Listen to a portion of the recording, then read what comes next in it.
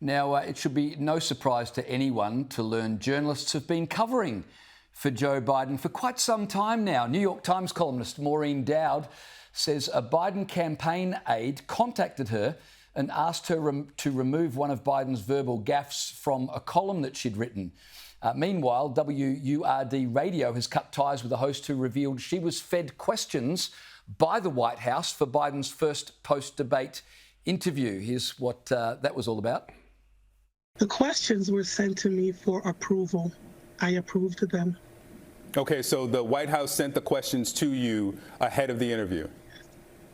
Yes. Okay. I got several questions, 8 of them, and the 4 that were chosen were the ones that I approved.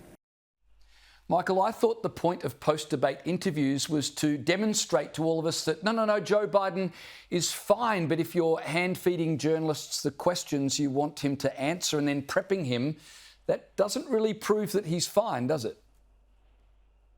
It proves the opposite. Never been impressed with Karine Jean-Pierre.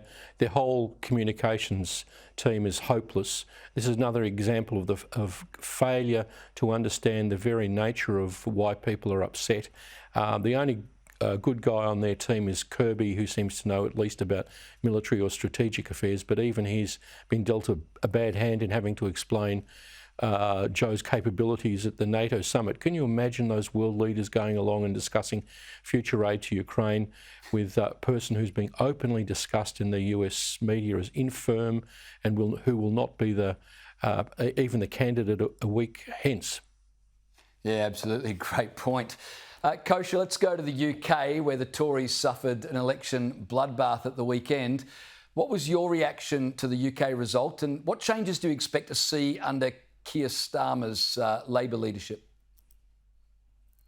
Historic worst ever defeat for the Tories. Everybody was predicting it, and the predictions in this case obviously came true.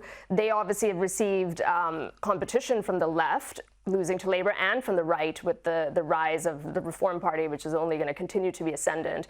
And for Keir Starmer's government, same thing. They've got a different, but it's the same side of the coin, or the flip side of the coin, I would say, in that they also have the makings of a lot of unrest and disagreement within the left, as we see in many countries around the world. They've got such a big majority now that there's lots of people from the far left, including his own pal, Jeremy Corbyn, in there, who are going to agitate and push for him to move further to the left. And then also back to reform. While they only got 5 seats, they can play the role of agitator in Parliament, and they did get 14% of the popular vote, so they're only ascendant, and he's going to have to navigate both sides of that as well, on everything from spending to Israel and Gaza, and it's going to be really interesting to see how he walks that tightrope. But Kosha, Jeremy Corbyn was expelled from the Labor Party, and he's going to have no influence on Keir Starmer, who spent 2 years purging all of these Corbynite pro-Hamas fanatics from the Labor Party to make himself acceptable to the British public. That's why he got 400 seats, because he was so strong. And that's a message for Albo, James, that